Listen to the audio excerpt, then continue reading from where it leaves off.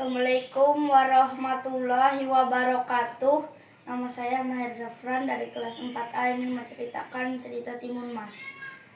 Mbok Rondo hidup sebatang kara di sebuah desa di daerah Jawa.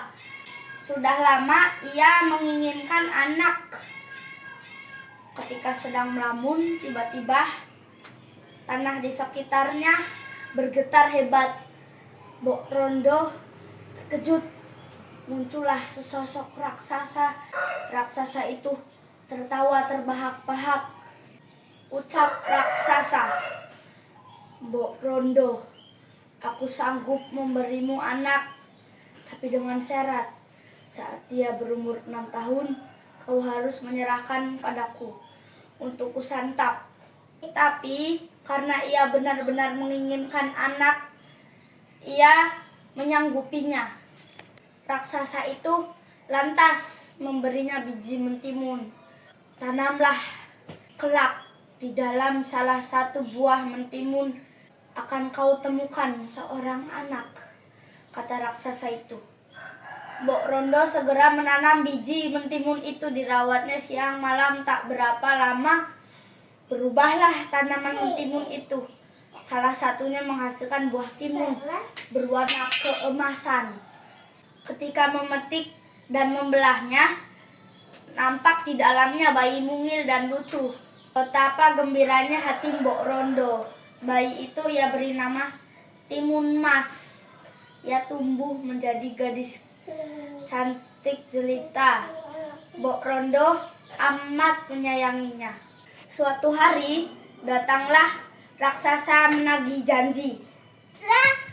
"Aku tahu kedatanganmu untuk mengambil timun mas. Berilah aku waktu 2 tahun lagi. Kalau ia aku berikan sekarang tentu kurang lezat untuk disantap. Tubuhnya masih kecil," kata Mbok Rondo. "Benar juga, baiklah 2 tahun lagi. Aku akan kemari. Kalau bohong, kau yang kusantap," ancam raksasa.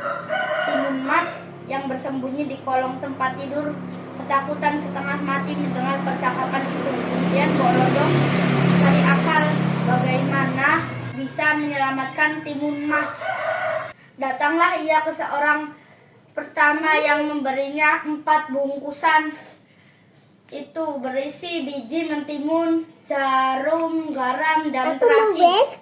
2 tahun kemudian raksasa itu datang lagi menagih janji. Mbok Rondo cepat-cepat menyuruh Timun Mas lari menyelamatkan diri lewat pintu belakang.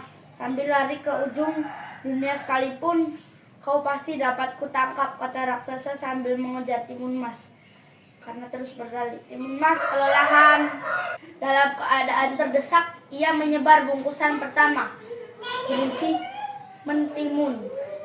Biji itu tumbuh menjadi tanaman timun yang lebat dengan buah yang besar-besar. Dengan rakusnya, raksasa memakan buah itu, lalu kembali mengejar Timun Mas. Lalu Timun Mas segera membuka bungkusan kedua dan menaburkan jarum ke tanah. Jarum berubah menjadi hutan bambu yang lebat. Raksasa dapat tertusuk bambu. Raksasa kembali mengejarnya. Timun Mas melempar bungkusan ketiga berupa garam.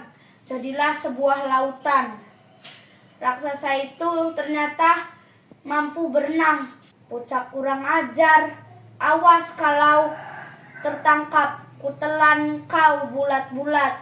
Raksasa itu semakin marah. Timun Mas segera melempar bungkusan terakhir berisi terasi ke tubuh raksasa. Tiba-tiba terasi berubah menjadi lautan lumpur yang mendidih. Raksasa itu kepanasan dan mati tenggelam. Timun Mas selamat. Akhirnya ia hidup bahagia bersama Mbok Rondo. Oke, sekian dari saya. Wassalamualaikum warahmatullahi wabarakatuh.